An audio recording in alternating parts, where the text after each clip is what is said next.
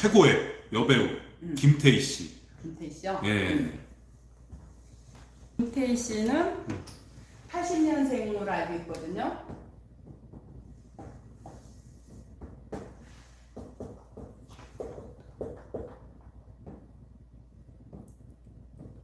제가 김태희 씨는 모르겠는데 제가 얼마 전에 제가 그 김태희 씨 남편 있죠?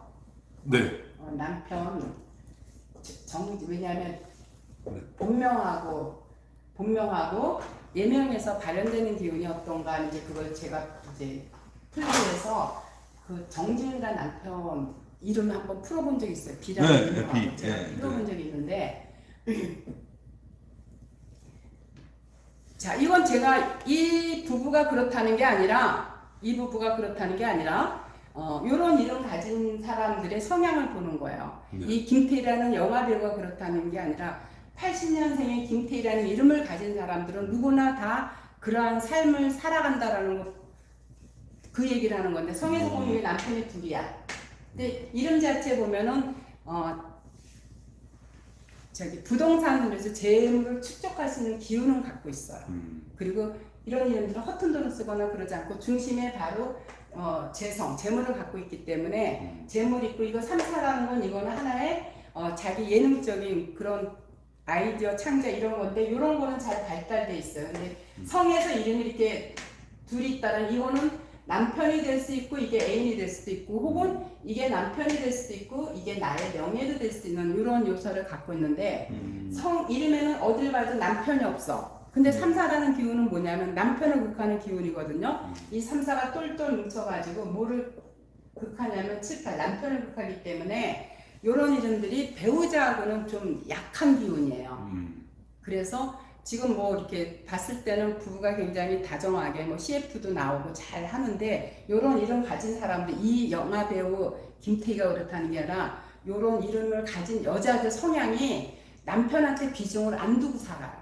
그러다 보면 어떤 현상이 일어나냐면 그럴 때 이제 남편 이름에서 배우자를 극하는 기운이 있을 때는 부부가 해로하기 어렵다는 게 보여져요. 그래서 요 이름에서는 그런 기운이 있는데 이 영화 배우 김태희가 그렇다는 게 아니라 80년생의 김태희 이름을 가진 여자들이 배우자의 인연이 약하다는 걸 얘기를 하는 거예요. 그래서 남편 이름에서도 똑같이 배우자를 극하는 기운을 만나게 되면 열이면 9명들은 거의 이별수를 겪더라고요. 그래서 네. 저는 이제 이 김태희 이름을 지금 풀어봤지만 왜냐면 비라는 거는 예명일 때는 예명은 그게 연예인으로서 사람들한테 부각되고 하는 건 좋은데 정지훈이라는 이름을 봤을 때는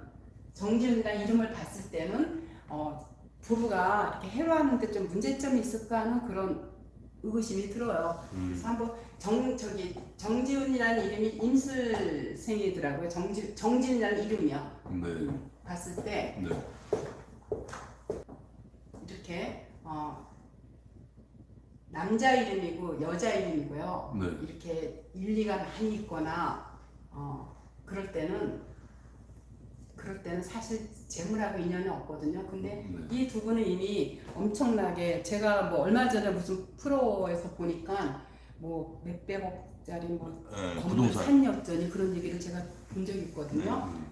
근데 이제 그래서 아마 제가 그걸 봐서 그래서 아마 궁금해서 제가 풀어봤던 것 같아요. 저는 이제 뭐 봤다가 어떤 이슈가 되면 왜 저럴까 그냥 습관적으로 이름을 풀어봐요. 아마 그래서 물어봤던 거. 그래서 제가 그때 봤던 것 같은데 이 정진이라는 이름에서 보면 성 자체는 이거는 재물하고 인연이 없어요. 이 자체가. 여러분들이 이거 몰라서 설명을 뭐 해줘도 모르겠지만 그 대신에 사람은 굉장히 똑똑하고 예능적인 그런 재능은 강하게 있는데 여기 이렇게 처가 이렇게 중첩돼 있다라는 건 처하고 인연이 없다라는 걸 나타내거든요. 네.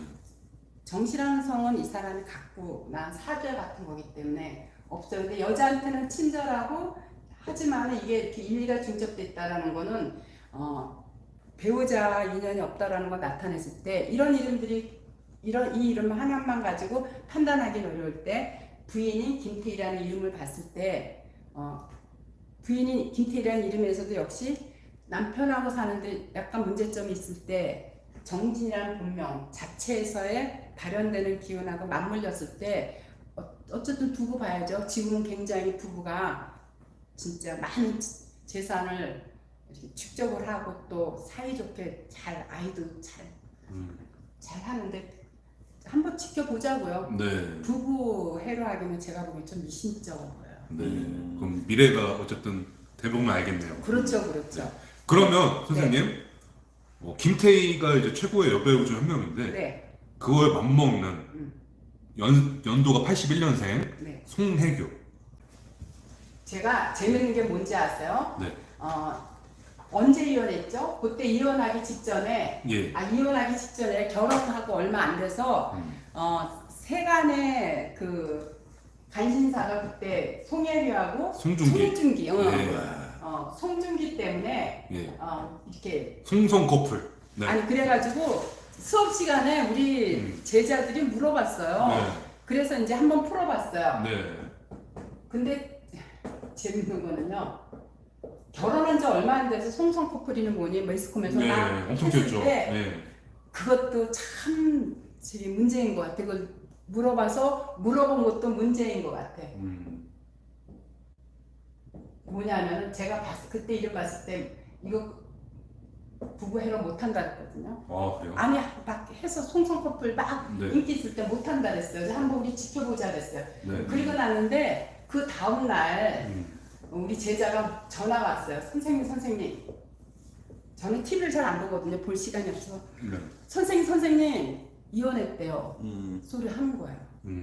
우리가 수업 시간에 풀고 난 며칠 지나서 네. 부부가 이혼했다는 얘기를 들어요. 자 보면은 이게 남편이거든. 네. 이게 남편을 극하는데 이게 다 남편을 극하는 기운이에요. 아. 그래서 제가 이 이름도 한번 풀어본 적이 있는데 네. 이 송혜교 씨는 이 송혜교 영화 배우는 이 사람이 그렇다는 게 아니라 네. 이 송혜교라는 이름을 가진 여기서 보면은 성에서 본 남편을 나타내는 칠팔이 없어. 그리고 이게 구공이 3달 국법으로서 숨은 남편인데 송혜교 씨는 물론 뭐 그렇게 이쁜데 뭐 다른 얘기 안 하더라도 항상 스폰서가 돈 많은 스폰서가 밀어줬다고 봐요. 그거로 인해서 뜨지 않았나. 왜? 성을 봤을 때. 성을 봤을 때. 그리고 정상적인 결혼은 요 이름을 갖고 있는 동안은 하지 못하지 않을까. 만났다 헤어지고 만났다 헤어지고. 근데 항상 끊이지 않고 이성은 있어요. 남자는 있어요. 항상 끊이지 않고. 그리고 요 이름이 성적으로 굉장히 발달돼 있어요. 그래서 혼자 있으면 외로움을 많이 타. 그래서 그로 인한 물론 그런지 안 그런지 모르겠죠. 이런 이름을 가진 성향의 여자들이 한 남자 갖고 성적으로도 만족을 못해서 자꾸 이렇게 체인지를 해요. 이 사람이 그렇다는 게 아니라 이런 이름을 가진 사람들이 그렇다는 거예요. 그리고 이게 그래서 재밌는 거는 이렇게 딱 강하게 사인을 보내줘서 풀면서 어머 이거 야 오래 못 가겠다 한번 두고 보자 했는데 그리고 나서 바로 이혼 뉴스에 떴다고 얘기를 해서 제가 그냥 제가 입방정을 떨어서 그런 거 아니고 하는 미안한 감정도 가진 적이 있어요. 이 이름을 근데 이 사람은 이름을 바꿀 수가 없잖아요. 이미 이걸 다 알려줘서 그렇죠? 그걸로 인해서 뭐 재물적인 운세라든가 이런 거는 있는지 몰라도 배우자 관계는 이런 이름도 굉장히 안 좋아요. 그러면 우리 송중기도 안 해볼 수가 없겠는데요. 송중기 씨 이름은 좀 좋아요. 예, 85년생입니다. 예. 85년생 네. 송중기요. 네. 다 이런 데를 살아요. 자, 송중기 씨도 보면은요. 이게 내 부인과 동시에 여기 또 숨은 재성이 있어서 이 송중기 씨도 보면은 한 여자하고 해로하지 못한다는 게 이름 속에 나타나 있어요. 근데 이 이름은 처덕이 있어. 이게 다 처덕이 있어요. 그래서 이게 부인을 극하는 기운이 있기 때문에 이래서 부인을 풀어보고 나서 두 사람이 오래가지 못하겠다는 걸 느낀 거예요. 여기서도 이거 한번 극하거든요. 이게 이제 송혜교하고의 어떤 이혼을 나타내는 암시거든요. 근데 여기는 두 번째 했을 때는 이게 다 재력 있는 여자를 만나고 또 만나는 여자가 도움이 돼요. 요 이름은 아주 좋아요. 좋은 일이구나. 예, 아주 재물이 많아요. 네. 그리고 이게 바로 구설이야. 송혜교 유명한 사람하고 결혼했다가 헤어진 거 자체가 구설이잖아요. 그렇죠. 네. 아마 그때 스트레스 엄청 받았을 거예요. 이름은 재물이 많고 처덕이 있는 일이야. 선생님은 이거 이거가 성공하는 일에 흥하는 상호 이 책을요. 네. 제가 왜 냈냐면은 제가 2007년도에 제가 이제 여기 강릉으로 오기 위해서 제가 강릉으로 오기 위해서 이 책을 이제 저는 이제 이걸 안 하려고 이 업을 안 하려고 대신에 이제 이름은 중요하니까 철학원이나 장명원들한테 이름이만큼 중요하니까 이름을 함부로 짓지 말고 좋은 이름을 지어주라는 이게 하나의 이론서, 우리 구성성명화 이론서예요. 그래서 이 책을 냈는데 이 책이 계기가 돼가지고 제 발목을 잡게 돼서 제가 그때 이 책을 끝으로다가 더 이상 이제 목회만 하려고 했다가 이 책이 계기가 돼가지고 전국에서 이름에 대한 궁금증이 있어서 강의를 의뢰하고 그러는 바람에 제가 전국으로 강의를 하다 보니까 너무 이름이 잘못된 이름들이 너무 많아서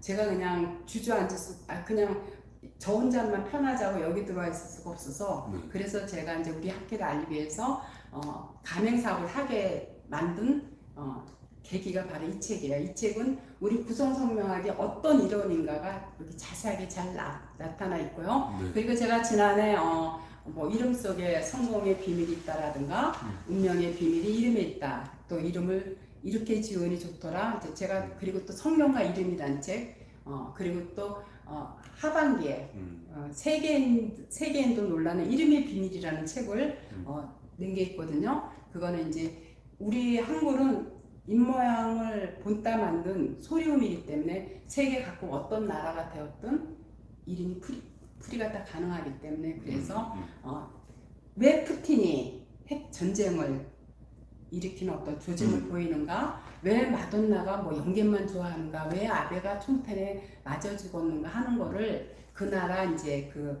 각국 언어로도 해가지고 제가 작년 12월달에 책을 출간했어요. 그래서 이 책은 바로 이론서예요. 한번 여러분들이 보시면 이게 그냥 미신이 아니라 굉장히 체계적으로 논리적으로 구성된 성명학이구나 하고 느껴서 여러분들 아마 생각 속에도 조금 구성 성명학을 이해하는데 이름을 이해하는데 도움이 되지 않을까 생각을 해요. 네.